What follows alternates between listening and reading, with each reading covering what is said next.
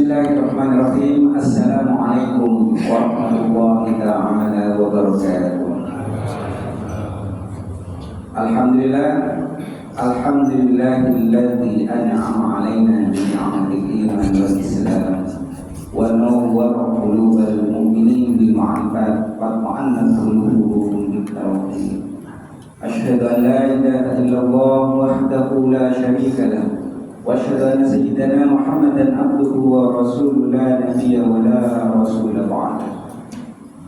Allahumma salli ala sayyidina Muhammadin al-Fatihi lima uliqa wal khatimi lima sabaqa nasrul haqqi bil haqq wal hadi ila siratal mustaqim wa ala alihi haqqa qadrihi wa miqdarihi al-azim. Amma ba'du. Para jamaah salat subuh, Bapak Ibu sekalian yang sama-sama dirahmati Allah Subhanahu wa taala. Sungguh kita tidak punya kemampuan, sungguh kita tidak punya kekuatan apapun kecuali yang menggerakkan kita di tempat yang mulia ini hanyalah karena Allah Subhanahu wa taala. Maka kekuatan yang diberikan oleh Allah menggerakkan hati kita, menggerakkan badan kita untuk mampu bersujud dan beribadah kepada Allah, itu karena Allah lah yang menggerakkannya sehingga kita bisa melaksanakan ibadah, mendekatkan diri kepada Allah Subhanahu wa taala. Mudah-mudahan apa yang telah kita upayakan, apa yang telah kita menangkan pada pagi hari ini untuk mengalahkan daripada godaan setan, itu akan bernilai pahala, bernilai ibadah di sisi Allah Subhanahu wa taala. Salawat dan salam Allah kita serahkan kepada Rasul mengucapkan Allahumma sholli ala sayyidina Muhammad wa ala ali sayyidina Muhammad. Mudah-mudahan kita dicintai oleh baginda Rasul Nabi sallallahu alaihi wasallam dan nanti memasuki surganya, mendapatkan syafaatnya bersama Rasulullah ke dalam surganya Allah Subhanahu wa taala. Amin. Para jemaah salat subuh yang sama-sama dimuliakan Allah Subhanahu wa taala. Kita telah selesai melaksanakan ibadah kurban. Ibadah kurban jadi salah satu ibadah yang merupakan warisan dari Nabi Ibrahim alaihissalam. Ada 3 warisan khitan kurban termasuk haji. Adalah ibadah warisan dari Nabi Ibrahim alaihissalam yang syariatnya tetap dijalankan sampai sekarang. Nah, ibadah kurban dari asal katanya qurban, yaqrabu kurban atau kurbanan, itu adalah upaya untuk mendekatkan diri kepada Allah Subhanahu wa taala. Jadi orang yang berkorban intinya adalah untuk berupaya semaksimal mungkin agar bisa mendekatkan dirinya kepada Allah Subhanahu wa taala. Dan dalam asrarul kurban, salah satu rahasia kurban, ini penting bagi kita. Kenapa? Kalau dalam kitab-kitab klasik biasanya bahasanya kan haji, toharoh, sholat dan segala macam. Tapi asrornya itu atau rahasianya itu, itu penting. Nah, motif bagi orang yang berkorban dalam asrorul kurban pertama adalah sebagai upaya untuk taat kepada Allah. Jadi panggilan pertama yang kemudian dimaksudkan kurban itu karena ketaatan kepada Allah Subhanahu wa taala. Itu motif utamanya. Jadi ada syariat yang memerintahkan maka kemudian dijalankan. Nah, kemudian kita taat. Nah, taat itu adalah kemarin saya sampaikan patuh tanpa syarat, taat tunduk kata tapi. Jadi ada tapi tapian tanpa ada syarat apapun. Pokoknya taat saja, tunduk saja, patuh saja. Nah, itu adalah bagian kita. Yang kedua, dalam asrarul kurban itu adalah tanggung jawab. Ada rasa tanggung jawab bahwa harta yang diamanahkan oleh Allah, ada tanggung jawab kita untuk kita berbagi dengan yang lain. Nah, itu bagian daripada motif bagi orang yang berkorban. Jadi tidak semata harta yang diberikan oleh Allah dititipkan oleh Allah untuk kita sendiri, tapi untuk tanggung jawabnya kepada orang lain juga. Makanya ada hablum minallah, hablum minannas. Nah kemudian motif yang ketiga bagi orang yang berkorban tentu adalah meminta balasan, yaitu surganya Allah Subhanahu wa Ta'ala. Jadi tentu balasan yang kita inginkan adalah surga dari Allah Subhanahu wa Ta'ala. Tetapi bagi orang yang ahli sufa atau sufi, maka bukan surga yang diinginkan. Satu kata misalnya, kita misalnya beribadah kepada Allah, yang kita harapkan itu apa? Pasti surganya Allah. Kita meningkatkan ibadah, kita berzikir kepada Allah, kita baca Al-Quran dengan maksimal, maka yang kita harapkan adalah menjadi ashabul jannah, penduduk surga Allah. Tetapi bagi orang sufi bukan itu yang diinginkan. Maka bagi orang sufi tidak menginginkan makhluk. Kenapa? Karena sufi itu makhluk. Jadi bagaimana dia berharap tentang makhluk? Dia sudah maksimal ibadahnya, tapi apa yang dia inginkan? Ilahi anta maksudi wa ridhaka matlubi. Itu yang diinginkan.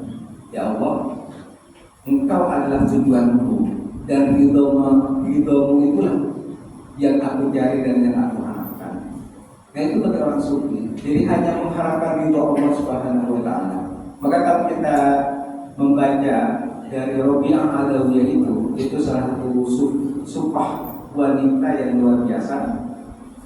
Ya, kalau misalnya saya beribadah hanya karena mengharapkan surga-Mu, berilah surga itu kepada orang yang Kau kehendaki, yang Kau kasihi. Dan kalau misalnya saya beribadah hanya karena takut pada darah Kamu, cemplungkan aku sampai sebegitu pedihnya di dalam neraka. Itu kata Rabi'ah Adawiyah. Tetapi kalau misalnya aku mengharap ridho-Mu ya Allah, maka jangan sampai Kau tinggalkan diriku. Itu salah tingkat makom keyakinan yang luar biasa. Nah itu yang kita mudah-mudahan bisa sampai seperti itu. Jadi tataran ibadah tidak hanya di tataran di syariat saja, tapi mulai meningkat dan mulai dinaikkan oleh Allah derajatnya ke tingkat ma'rifat dan hakikatnya, sehingga kita bisa merasakan manisnya ibadah, merasakan manisnya membaca Al-Quran. Nah itu jadi keikhlasan. Apa yang terakhir daripada asrarul qurban adalah keikhlasan. Keikhlasan ini penting karena motif yang sesungguhnya ini sudah makomnya luar biasa adalah ikhlas. Makanya kalau orang berkorban sebetulnya memang punya hak sepertiga, tetapi kalau misalnya dilepas semua itu bagian dari keikhlasan. Jadi tanpa mengharap apapun, tidak mengharap kakinya, tidak mengharapkan kepalanya. Kalau masih mengharap seperti itu berarti belum ikhlas. Jadi itu tingkatan korban yang betul-betul sampai pada makom tertinggi, yaitu keikhlasan. Pure untuk orang lain, pure untuk membantu orang lain. Para jamaah sama-sama dimuliakan Allah Subhanahu wa Ta'ala. Nah dalam Al-Quran itu sering disebutkan kata-kata mukhlisin. Mukhlisin adalah mutim. Ada yang kemudian mukhlasin.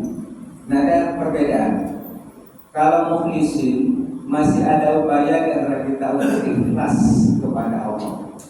Masih ada upaya-upaya dari hati kita untuk mendidik, melatih hati kita agar ikhlas kepada Allah. Tapi kalau mukhlasin itu sudah mendapatkan bimbingan dari Allah, dengan sendirinya dia akan ikhlas.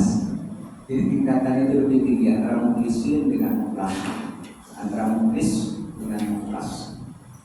Makanya kayak yang sering kita dengar sebuah hadis bahwa wa kullu muhdatsatin. Nah, muhdatsatin misalnya. Muhdatsatin itu kan sesuatu yang baru. Nah, kalau kita pahami kalimatnya, muhdatsatin itu isim maf'ul.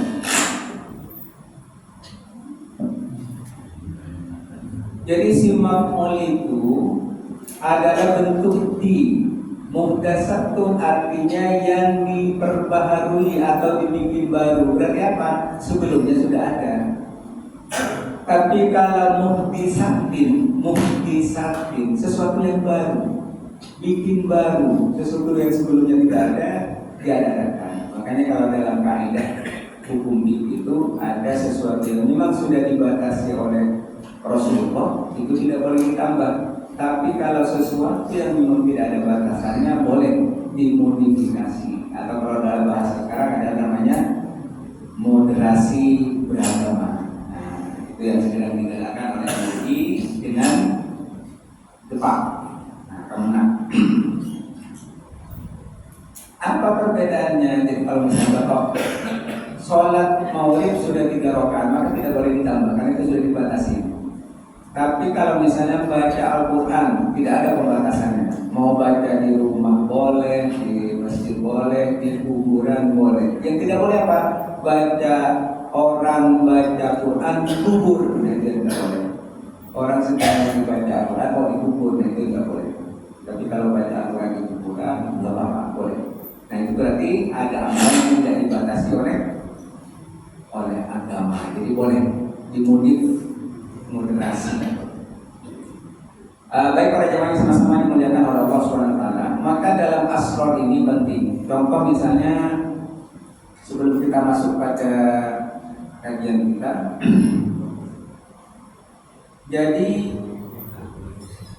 di dalam agama itu memahami asrar atau rahasia di baliknya itu penting. Contoh misalnya ada sebuah pembagian ilmu yang disampaikan oleh Ibnu Arabi. Syekh Ibnu Arabi ini membagi ilmu itu 3. Pertama, ada tahapan orang berilmu atau orang mencari ilmu itu tahapannya misalnya ilmu akli. Ini yang pertama, ilmu akal. Ilmu akal itu masih masuk dunia empiris atau rasionalitas, masih yang rasional aja, yang syariat saja.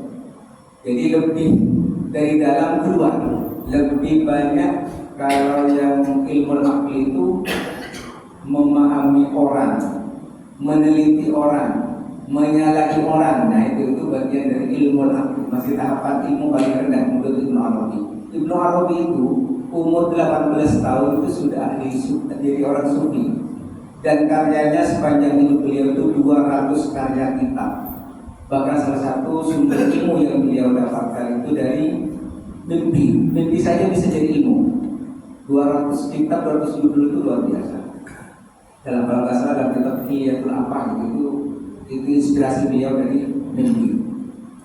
Nah, orang yang masih tingkatan ilmu akli ini cenderung menyalahkan orang, masih tatanan kulitnya gitu ya. Jadi terkadang orang yang punya ilmu sedikit sudah berani menyalahkan orang. Nah, itu masih ilmu akli, tingkatan ilmu paling rendah gitu. Jadi ini menurut Imam Ibnu Arabi. Yang kedua sudah Yang kedua itu sudah ilmu ahwal. Ilmu ahwal itu artinya sudah mulai terasa. Jadi sudah mulai merasakan, saya kalau ngomong kayak gini rasanya gimana? Nyakitin orang enggak? Saya kalau ngomong kayak gini kira-kira membuat inspirasi kepada orang lain untuk lebih meningkatkan ibadah atau tidak? Nah itu sudah mulai terasa. Namanya ilmu ahwal. Kemudian yang terakhir itu kata beliau adalah ilmu asrar. Jadi ilmu asrar itu adalah merupakan ilmu yang sudah mendapatkan bimbingan dari Allah Subhanahu wa taala. Ini biasanya dimiliki oleh para nabi, kemudian orang-orang yang punya qalbul salim. Nah itu biasanya yang mendapatkan asrar. Makanya nabi itu bisa membaca masa depan. Membaca masa depan itu nabi itu kan asrarnya itu. Nanti umat itu akan terbagi sebanyak 73. Nanti umat itu akan seperti buih. Ini kan ramalan. Menurut kita itu ramalan. Gambaran data itu sudah diketahui oleh beliau bahwa nantinya kita akan seperti itu. Nah itu para jemaah semua dimuliakan Allah Subhanahu wa taala tentang pembagian ilmu. Nah kemudian tentang fadilah, kita masuk pada Mawa'idul Muskuliyah. Mawa'idul Muskuliyah itu kita telah masuk pada bahasan yang ke-16 kalau tidak salah.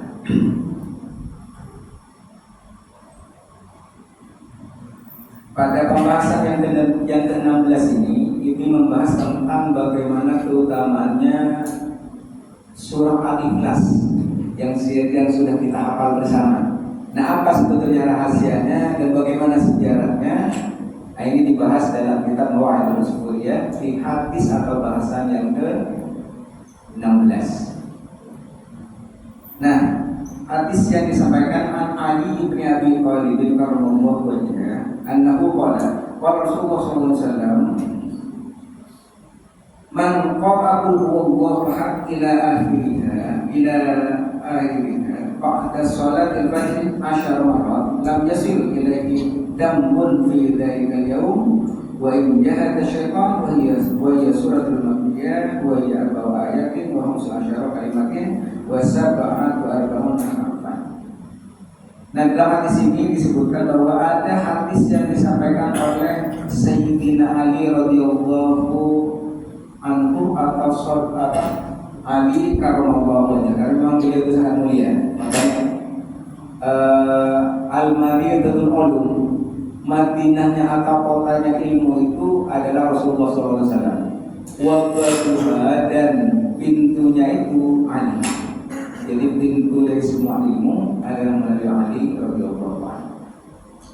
Nah, Ali radhiyallahu anhu menyampaikan dari apa yang disampaikan oleh Rasulullah SAW bahwa siapa yang membaca surah Al-Ikhlas Qul huwallahu ahad sampai terakhir setelah sholat fajar 10 kali, 10 kali, maka dijamin oleh Allah dia tidak akan pernah jatuh pada perbuatan dosa, dan sehebat apapun syaitan akan mengganggunya maka tidak akan bisa mengganggu orang tersebut. Jadi setelah sholat fajar seperti ini kita baca surat Qul huwallahu Allahus samad lam yalid walam yulad walam yakul lahu kufuwan ahad 10 kali terus rutin didawamkan, maka dijamin oleh Allah dia tidak akan terjaga dari perbuatan dosa sepanjang hari tersebut, sepanjang malam.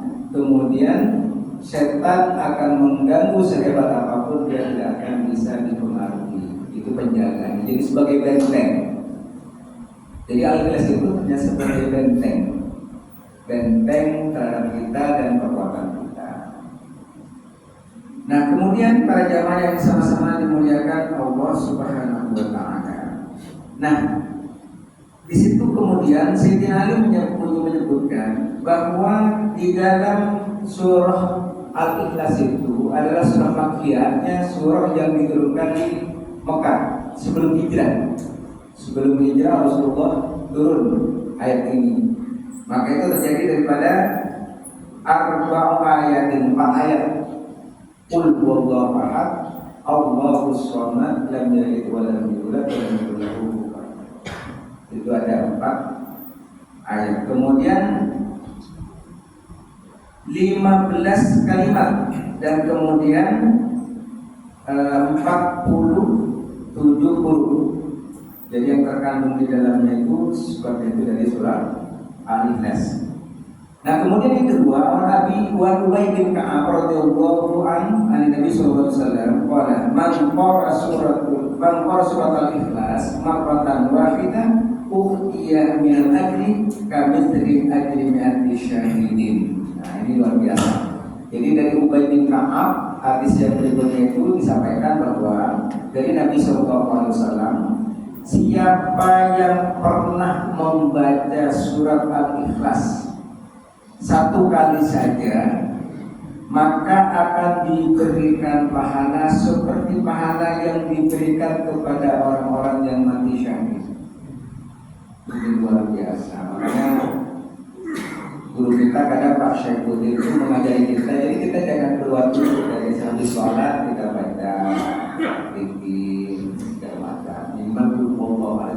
kita hafal semua. Nah, minimal satu kali saja, maka balasannya itu seperti balasan pahala yang pernah diberikan oleh Allah kepada orang-orang yang mati syahid. Orang mati syahid itu adalah mati yang sangat istimewa. Kenapa?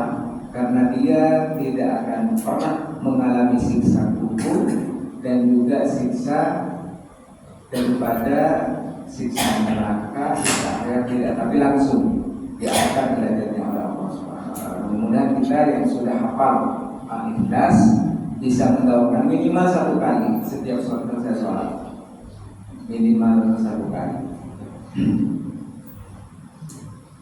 Baik, untuk selanjutnya dari Anas bin Malik radhiyallahu anhu qala Rasulullah sallallahu alaihi wasallam, "Man qara'a qul huwallahu ahad marratan wahidah, maka nama qara'a sulusul Quran." Jadi dari Anas bin Malik disebutkan, Anas bin Malik ini salah satu santri yang sepanjang hidupnya mendedikasikan hidupnya bersama Rasulullah sallallahu alaihi wasallam. Jadi anak muda yang bersama Rasulullah sepanjang hidupnya, Anas bin Malik. Nah, Anas bin Malik ini menyampaikan apa yang disampaikan oleh Rasulullah SAW, bahwa orang yang membaca Qul huwallahu ahad satu kali saja, maka seperti dia telah membaca sepertiganya Al-Quran. Jadi surat Al-Ikhlas itu sepertiganya Al-Quran. Jadi satu kali saja sama dengan kita membaca sepertiganya Al-Quran. Itu keistimewaan dari surah Al-Ikhlas. Kemudian kalau dia membaca dua kali, maka dia telah membaca 2/3 Al-Quran. Kalau dia membaca 3 kali, sama dengan menghatamkan Al-Quran. Makanya ada salah satu sahabat yang kemudian senang dengan Al-Ikhlas ini. Setiap dia sholat, maka setiap rakaatnya selalu membaca surah Al-Ikhlas diulang-ulang minimal 3 kali. Nah itu karena memang sangat cinta dan rindu dengan surah Al-Ikhlas, menggawakannya, dan inilah yang dipesankan, dijawab oleh Rasulullah bahwa orang yang cinta dengan Al-Ikhlas dan membacanya, maka pertama akan terjaga dari perbuatan dosa, akan terbentengi dari setan, dan kemudian orang yang membaca satu kali sama dengan membaca 1/3 Al-Quran, kalau 2 kali 2/3 Al-Quran, kalau 3 kali sama dengan menghafalkan Al-Quran. Itu hadis-hadis yang disampaikan oleh Anas bin Malik dan Ubay bin Ka'ab serta sahabat Ali radhiyallahu anhu. Jadi ini keistimewaan dari surah Al-Ikhlas. Nah, kemudian apa yang menjadi sebab diturunkannya daripada surah Al-Ikhlas ini? Maka pada saat Rasulullah SAW sedang berada di Mekah, maka kemudian ada sebuah hadis yang disampaikan oleh Ubay bin Ka'ab, kemudian Jabir bin Abdullah, kemudian Abu Aliyah wa Syi'i wa Ikrimah radhiyallahu anhu majma'in. Jadi ini adalah hadis yang disampaikan oleh beliau tentang atau berkaitan dengan surah Al-Ikhlas. Nah, Ikrimah ini salah satu sahabat yang tidak dinisbatkan kepada orang tuanya. Ikrimah, anak muda yang dulu pernah menggantikan panglima perang. Jadi pada saat panglima perang sedang hebat-hebatnya, popularitasnya sedang naik, maka kemudian Ikrimah ini yang diutus untuk menggantikannya. Ikrimah ini bin Abi Jahlin, makanya Abi Jahlin ini tidak diikutkan Ikrimah. Jadi cukup Ikrimah karena bapaknya kafir, jadi tidak dinisbatkan kepada bapaknya. Tentang Ikrimah, jadi anaknya masuk Islam. Nah, apa yang kemudian disampaikan oleh beliau bahwa pada satu saat ternyata ijtama kufar, berkumpul orang kafir itu di Mekah, dan mereka itu ada namanya Amir bin Tufail, termasuk Zaid bin Qais, serta juga mereka hadir menyampaikan, wahai Muhammad, Coba jelaskan kepadaku Tuhanmu itu terbuat dari apa? Apakah terbuat dari emas? Apakah terbuat dari perak? Apakah terbuat dari perunggu atau dari besi? Kata mereka. Jadi menanyakan tentang Tuhannya Nabi kita Muhammad SAW. Kenapa? Karena setiap orang yang disampaikan didakwahi oleh Rasulullah itu langsung masuk Islam. Sehingga mereka itu menjadi heran. Nah, tentang berhala-berhala yang menjadi sesembahan orang Quraisy pada saat itu. Jadi ada namanya Lata, Uzza, dan Manaf. Makanya Manaf, misalnya kita tidak boleh misalnya punya anak dikasih nama Abdul Manaf misalnya. Abdul hamba, Manaf itu adalah berhala namanya Manaf. Tapi ada di Indonesia itu namanya pengasuh Ulu Jami, kalau tidak salah di Jakarta Selatan, itu beliau bernama Kiai Abdul Manaf. Nah, di sini kemudian terjadi khilaf. Apakah menisbatkan kepada Abdul Manaf itu kepada sesembahan orang Quraisy atau tidak? Nah, kalau misalnya dinisbatkan ke itu berarti kita tidak boleh. Nah, tapi kalau misalnya sekedar nama saja itu tidak apa-apa. Jadi masih khilaf. Nah, orang Quraisy itu ternyata dalam sebuah keterangan itu tidak menyembah Manaf, Uzza, dan Lata itu. Jadi mereka lebih pada fungsi ekonominya. Jadi karena di daerah itu banyak orang menyembah patung, maka orang-orang Quraisy itu memberitakan kepada orang-orang Baduy yang hidup di gunung itu, coba kamu tahu sesembahanmu itu di sekitar Ka'bah. Jadi difasilitasi oleh mereka ditaruh. Tujuannya apa? Biar orang Baduy, orang luar itu datang ke Ka'bah pada saat itu. Tujuannya apa? Ini mendongkrak ekonomi. Jadi lebih pada masalah ekonomi, bukan masalah sesembahannya. Makanya kalau kita baca di dalam kitab Kaifa Ta'rifu Tauhid misalnya, ini pegangannya orang Wahabi. Kaifa Ta'rifu Tauhid. Jadi kalau misalnya belum baca ini berarti belum Wahabi. Nah, Kaifa Ta'rifu Tauhid. Nah, dalam kitab Kaifa Ta'rifu Tauhid itu dijelaskan bahwa pembagian tauhid itu ada 3, ada uluhiyah, ada rububiyah, dan asma wa sifat. Jadi ada 3. Padahal di dalam akidah Asy'ariyah atau Ahlus Sunnah wal Jamaah cukup sifat yang 20 saja. Tidak ada uluhiyah, tidak ada rububiyah, dan tidak ada asma wa sifat. Nah, setelah ditelusuri dalam kitab itu, ternyata rujukannya kepada Abu Jahal dan Abu Lahab. Dikata mereka dalam kitab itu bahwa tauhidnya Abu Jahal dan Abu Lahab itu bagus. Kenapa? Karena bisa membagi 3 itu, uluhiyah, rububiyah, dan asma wa sifat. Jadi kalau kita cukup 3, makanya cukup satu aja, yaitu sifat yang 20 yang dimiliki oleh Allah. Wujud, idam, baqa', malafatul hawadisi, yang mubinafsi, wazaniyah, kudra, irada, dan muhayyad, sama basar, dalam, wadiran, wabidan, ayam, ayam, sama basirah, 4 kali. Cukup itu saja.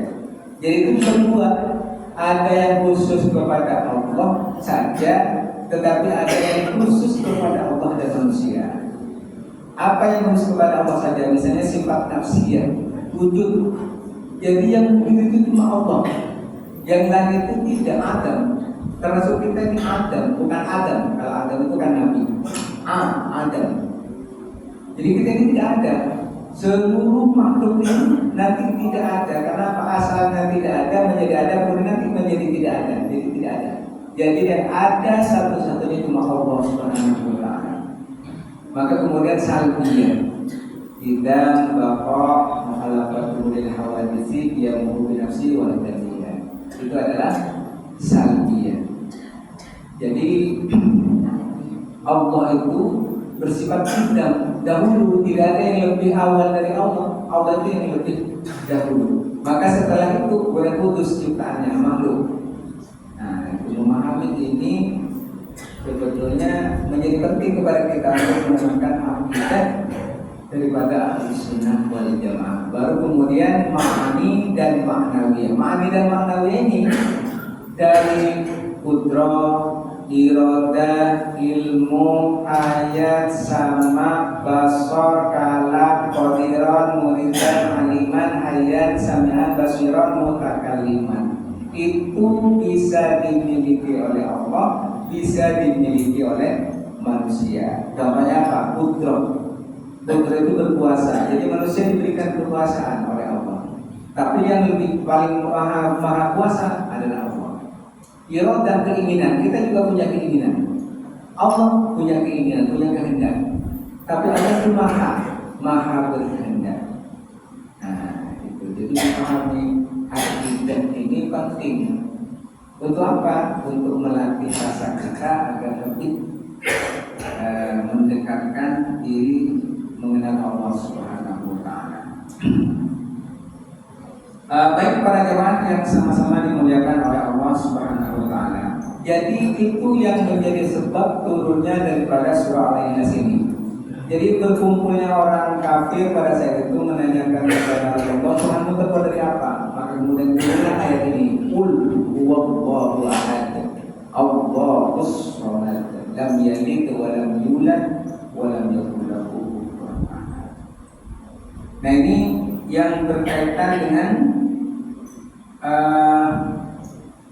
keistimewaan atau fadilahnya dari surah Al-Ikhlas.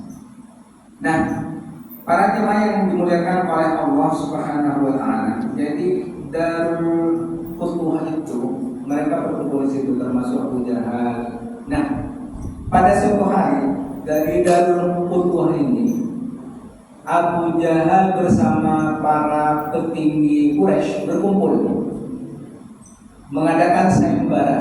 Nah, ini berkaitan dengan Al-Ikhlas juga. Sayembaranya apa? Hikmah daripada surat Al-Ikhlas ini yang pertama. Jadi dari Qutwah itu maka Abu Jahal sebagai orang petinggi daripada Quraisy menyatakan, siapa yang bisa membunuh dan membawa kepala Muhammad, maka saya akan berikan 100 unta yang berwarna merah dan matanya hitam. Jadi ini termasuk unta yang paling mahal.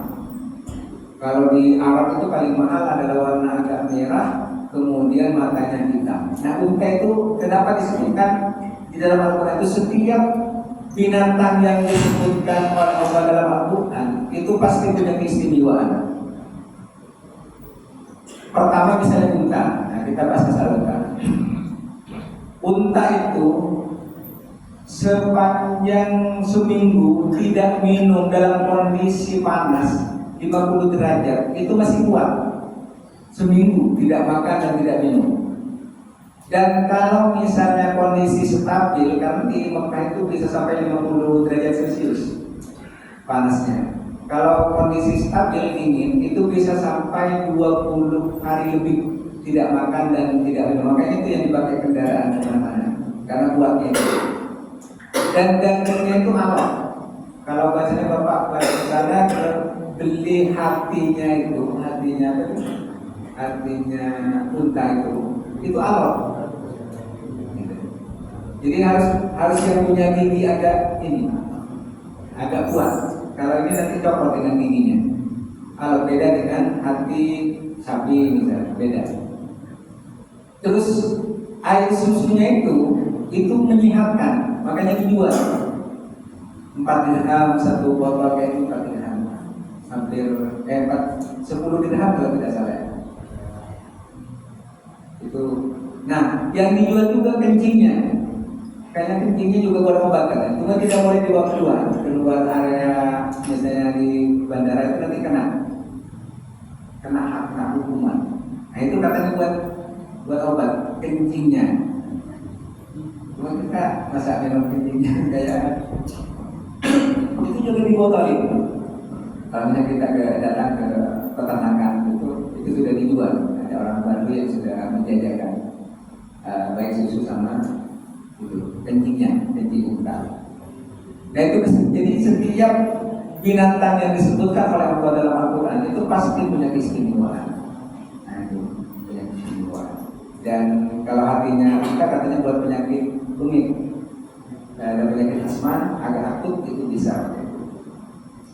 Nah, diberikan hatinya sebarat 100 unta itu. Nah, kemudian yang berdiri siapa? Suraqah. Saya siap, saya akan penggal kepala Rasulullah dan akan saya bawa ke sini. Maka setelah transaksi ini selesai, udah Suraqah berangkat mengejar Rasulullah yang pada saat itu hijrah bersama Abu Bakar. Kan Rasulullah itu hijrahnya mutar, tidak langsung lurus ke Madinah, tapi mutar dari belakang dibuat tur, baru kemudian melanjutkan ke Madinah. Nah itu dikejar oleh Suraqah, tahu dia karena dia memang ahli, orang yang memang pemberani dan tidak pernah terkalahkan, dan ahli kuda, ahli penunggang kuda. Jadi tidak pernah. Ketika dekat dengan Rasulullah, maka Allah kemudian menghimpit kaki kudanya itu sehingga kemudian jatuh. Suraqah jatuh dekat Rasulullah. Ya Rasulullah, ya Muhammad, tolong saya. Ditolong oleh Rasulullah. Setelah ditolong, ternyata dia menggunakan pedangnya lagi untuk membunuh Rasulullah. Hanya karena membunuh Rasulullah, maka Allah menghukum lagi dengan menjepit kaki kudanya sehingga kemudian jatuh lagi. Maka dia kemudian, ya Muhammad, tolong saya sudah tidak bisa berada lagi. Saya tidak akan mengulangi lagi. Dan saya kemudian duduk bersimpul di depan Rasulullah menyampaikan, ya Muhammad, sebetulnya Tuhanmu itu apa? Karena dia tidak pernah terkalahkan, termasuk orang yang tidak pernah terkalahkan. Kok bisa sampai jatuh dari kudanya? Nah ini pasti kata Suraqah itu pasti Tuhannya Muhammad ini hebat. Nah, maka dia nanya, ya Muhammad, apakah Tuhanmu terbuat dari besi, terbuat dari emas segala macam? Maka kemudian turunlah ayat ini. Allah itu kemudian mengabarkan dan Suraqah itu langsung menyatakan masuk Islam. Nah ini hikmah yang pertama daripada surah Al-Ikhlas, betapa pentingnya dan fadilahnya luar biasa. Terus hikmah yang kedua dari surah Al-Ikhlas ini, Rasulullah sedang berdiri di depan Madinah, ya, depan Madinah di gerbang Madinah, maka kemudian lewat orang membawa keranda untuk disolatkan kan dia meninggal. Maka Rasulullah menanyakan, apakah dia masih punya hutang? Kata Rasulullah, iya, dia punya hutang 4 dirham. Nah, di dalam hikmahnya dalam Mawaidul Suri ini, iya dia punya hutang 4 dirham.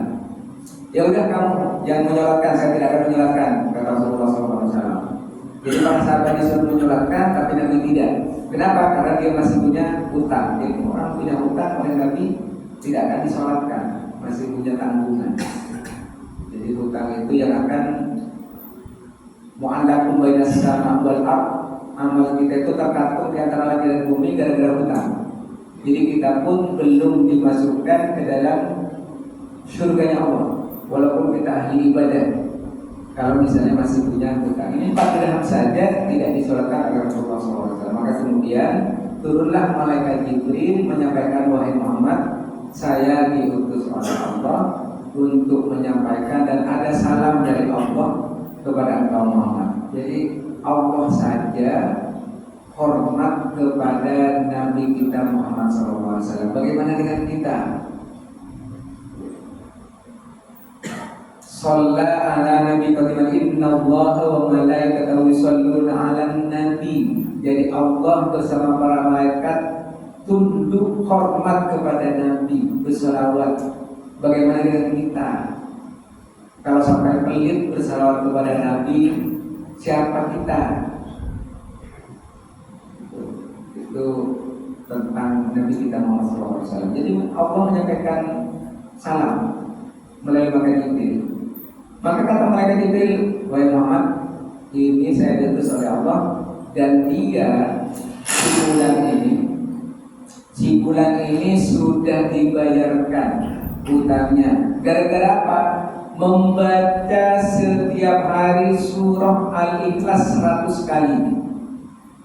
Jadi membaca 100 kali, mendawamkan surah Al-Ikhlas itu kemudian bisa menghapuskan dosa-dosanya, bisa menghancurkan hutang-hutangnya, dan itu yang dijamin oleh Allah Subhanahu wa taala. Itu tentang istimewaan surah Ikhlas. Mudah-mudahan kita semua minimal kan sudah hafal surah Al-Ikhlas. Kita jadikan, kita dawamkan minimal selesai sholat satu saja. Selesai sholat satu, kan sudah 5 dari semalam. Nah itu sudah menjadi benteng. Apalagi setelah sholat fajar ini, setelah sholat subuh kita dawamkan 10 kali, itu lebih hebat lagi. Apalagi sampai 100 kali, nah itu luar biasa. Makanya Allah yang katakanlah Muhammad, huwa dia Allahu ahad. Nah, Allah itu ahad. Apa ahad? Ahad itu bedanya dengan wahid. Sering kita diajarkan dalam sekolah, wahidun 1, isnani 2. Kalau wahidun, bedanya wahidun dengan ahad. Kalau wahidun itu 1. Kalau ada 1 pasti ada 2. Kalau ada 2 pasti ada 3. Tapi Allah langsung menyebutkan dengan kata-kata ahad. Ahad itu artinya satu-satunya. Kalau satu-satunya berarti tidak ada yang lain. Makanya kadang-kadang kita ke istri, wahai istriku, engkau adalah satu-satunya. Nah, tidak ada yang lain. Itu cinta monyet.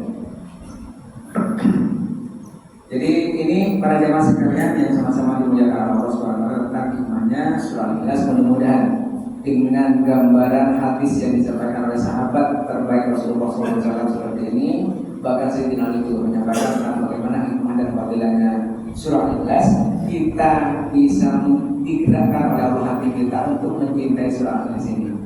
Ada yang setiap sholat Al-Ikhlas semua. Rakaat pertama, kedua Al-Ikhlas. Karena karena saking cintanya, bukan karena tidak hafal. Kalau ada sebagian kan karena tidak hafal yang lain. Kalau ini karena saking cintanya. Hafizul Quran. Baik, ini saja mungkin yang bisa saya sampaikan. Mudah-mudahan ada hikmahnya dan Allah berikan hidayah kepada kita untuk mencintai surah Al-Ikhlas. Sebagaimana disebutkan bahwa surah Al-Ikhlas itu adalah satu kali saja sama dengan membaca seperti baca Al-Quran, dan membaca 2 kali berpertiganya, dan membaca 3 kali sama dengan menghafalkan Al-Quran. Jadi kita semakin membahas lebih luas seperti ini, maka cakrawala pemikiran kita, pemahaman kita itu semakin luas juga. Untuk masalah Al-Quran, Al-Quran itu ada qiraah, ada namanya tartil, belum tafsirnya. Tafsir Al-Quran itu banyak sekali. Salah satu dari banyak tafsir Al-Quran itu, maka untuk memahaminya pakai yang namanya kamus. Kamus itu yang terbaik adalah Mu'jam. Kamus Mu'jam itu yang bikin siapa? Bukan orang Islam, orientalis.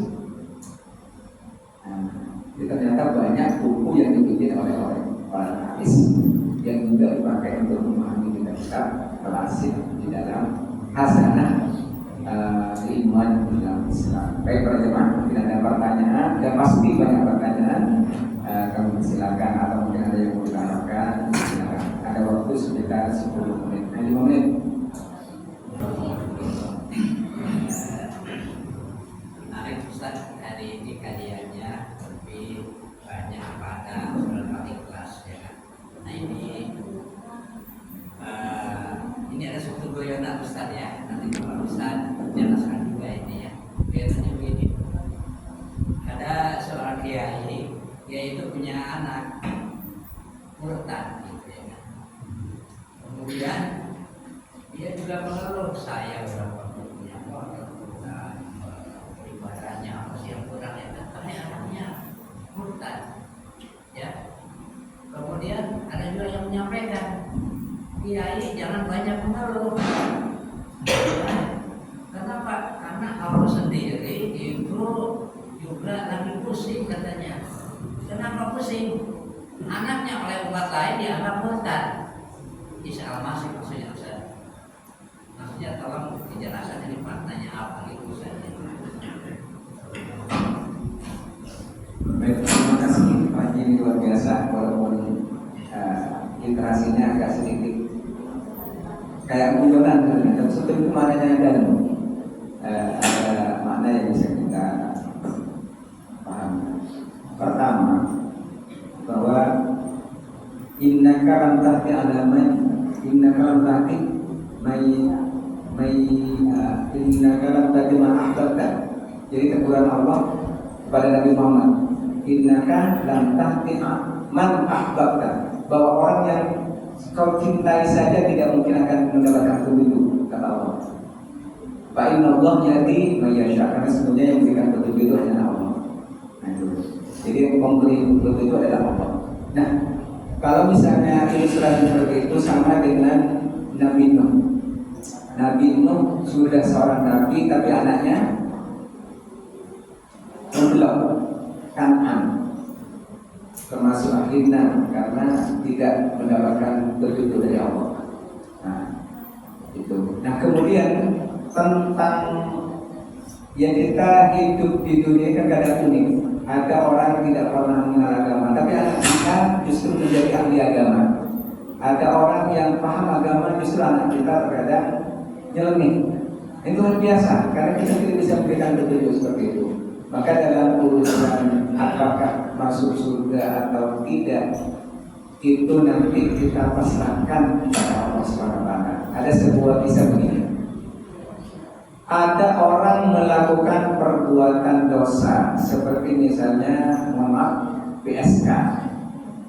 Tapi karena dia hatinya tergerak untuk menyelamatkan anjing yang diharamkan itu, diberikan minum, maka dijamin masuk surga. Sudah perbuatannya dia dosa, yang ditolong juga makhluk yang memang haram, diberikan minum, tapi dijamin masuk surga. Kadang-kadang tidak masuk logika. Jadi rasionalitasnya itu tidak main. Tapi ada seorang kiai yang sudah hebat ibadahnya, zikirnya hebat, baca Al-Qur'annya bagus, tapi justru masuk neraka. Ketika dia pulang kondangan, ternyata habis itu makan bukan kepala kambing, kepala sapi, pokoknya daging, nyelip, selilit di giginya. Kemudian di tetangganya dia ngambil satu apa tuh, kayu pikil itu, dipetik, kemudian dibuang yang selilitnya itu. Mungkin bagi dia sederhana, nah ini kan bukan di rumahnya orang, di luar, dan mengambil aja. Cuma gitu aja, ternyata dia menjadi penghuni neraka. Ibadahnya hangus. Hal kecil seperti itu bisa menghanguskan ibadah. Nah, jadi makanya di situ kemudian disebutkan bahwa hanya rahmat Allah. Mungkin cintanya kita dengan Allah, kemudian mendawamkan amalan-amalan yang dicintai Allah, itu nanti akan menyelamatkan kita. Dan termasuk adalah cinta kepada Nabi Muhammad SAW. Nabi Muhammad itu sudah dijamin masuk surga, ahli surga.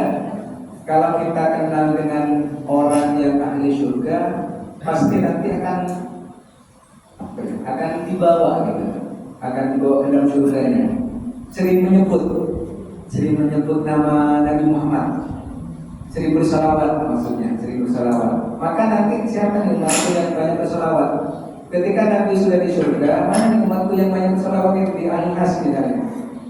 Nah, itu kemudian ditarik oleh Rasulullah masuk ke surganya. Jadi terkadang karena cintanya kepada Nabi, justru kita dibawa ke dalam surganya Allah. Tapi sama dengan gini lah, kalau misalnya kita punya organ, kalau misalnya organ, orang dalam katanya. Kalau misalnya kita ngurus mesin, tidak punya organ, kadang susah. Nah, kadang ada yang sampai 10 kali diuji, nggak lulus. Tapi kalau punya organ, cepat, tinggal datang, foto, selesai. Karena punya organ, tanpa syarat seperti yang lain. Sama dengan itu, cinta kepada Rasulullah, banyak bersalawat. Mudah-mudahan kalau kita kenal dengan organnya Nabi, ahli surga itu, kita tanpa syarat apapun, mungkin amal kita sedikit, ibadah kita juga masih acak-acakan, tapi karena cintanya kepada Nabi, justru kita akan bareng bersama Allah masuk di surganya. Amin. Allahumma amin. Biasanya mungkin sudah jam 6, para jamaah yang sama-sama dimuliakan Allah. Oh ya, silakan Pak. Waktunya masih kurang 12. Oh, masih lama. Untuk sholatnya, Kepala satu belum kapan? karena kebetulan insya Allah kita tidak bisa melakukan. Betapa pentingnya surat Al-Ikhlas sampai saya tadi tentang disunahkan untuk setiap sholat sunnah membaca surat Al-Kafirun di rakaat pertama, Al-Ikhlas di rakaat kedua. Hadis juga bahwa sholat maghrib diupayakan untuk baca Al-Kafirun di rakaat pertama, Al-Ikhlas di rakaat kedua. Sering dibaca oleh Pak Saiful, bukan tidak hafal surat-surat panjang dengan kesombongan barangkali, jangan sampai. Kalau bisa itu, kalau kita itu di dalam sehari semalam Qiyamul Lail 11 ayat 3, kemudian 12 rakaat rawatib setiap sholat wajib, ditambah lagi sholat duha dan sebagainya, ditambah lagi setiap setelah sholat pada saat wirid kita 3 Al-Ikhlas, ya. Ini pas saya sering tuh sebelum al-Falaq dan Anas 3 kali lah. Ternyata untuk mencapai 100 yang tadi Rasulullah tidak mau menyelamatkan orang yang terbebani hutang, berubah hutang. Allah berpesan kepada Rasulullah melalui malaikat Jibril bahwa yang bersangkutan sudah membaca surat Al-Ikhlas 100 kali, maka sholatkanlah dirinya. Masya Allah, sama sekalian. Jadi kita itu Al-Kafirun Al-Ikhlas setiap sholat sunnah saja pakai, nggak usah Al-Baqarah terus Al-Imran terus nggak usah. Ya itu bahasa tambahan. Jadi ada dasarnya bahwa Al-Kafirun dan Al-Ikhlas penting dibaca pada saat sholat sunnah. Untuk sholat sunnah. Terima kasih. Assalamualaikum warahmatullahi wabarakatuh. Waalaikumsalam warahmatullahi wabarakatuh. Jadi itu istimewanya. Pertama, Al-Kafir itu sebagai memantapkan akidah kita untuk tidak goyah dari godaan kekafiran itu. Jadi kita akan menyembah hanya kepada Allah, tidak akan menyembah apa yang orang lain sembah. Cukup Allah bagi kita. Makanya la ilaha illallah Muhammadur Rasulullah. Itu kalau dijumlahkan hurufnya itu ada 24 huruf. Maksudnya apa? 24 jam. Jadi hidup kita bukan sebulan, 10 tahun atau berapa puluh tahun, enggak. Sehari semalam dengan la ilaha illallah Muhammadur Rasulullah 24. Jadi la ilaha illallah 12, Muhammadur Rasulullah 12. Kalimatnya ada 7. La ilaha illallah Muhammadur Rasulullah 7, berarti 7 hari, dibatasi oleh 7 hari. Jadi kita hanya seminggu perputarannya, baru 24 jam. Nah, kalau kita tidak membawa kalimat la ilaha illallah ini, terus apa yang mau kita hadapkan atau kita pertanggungjawabkan di hadapan Allah?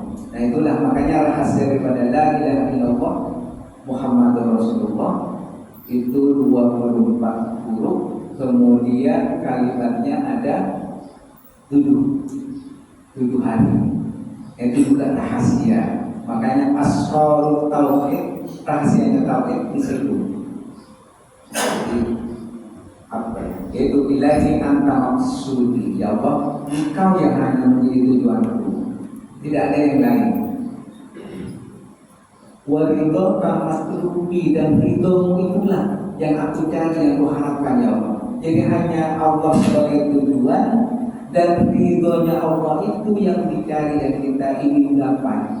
Kalau dua ini kita dapatkan, maka ibadah kita itu akan mantap.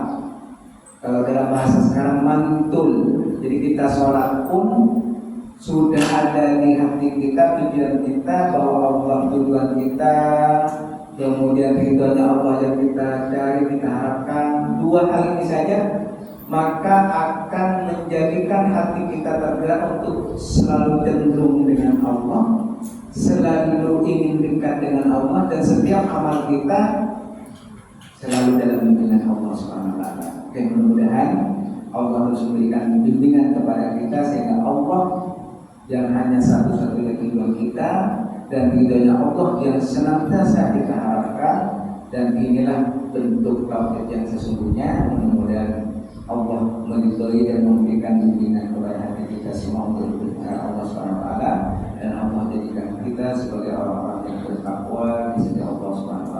Anak keturunan kita, keluarga kita semuanya terselamatkan, kumpul bersama kita tidak hanya di dunia tapi juga di akhirat bersama Rasulullah SAW dalam surganya Allah Subhanahu wa Ta'ala. Ala hadhihi yawmil yabil salihah al-falaih.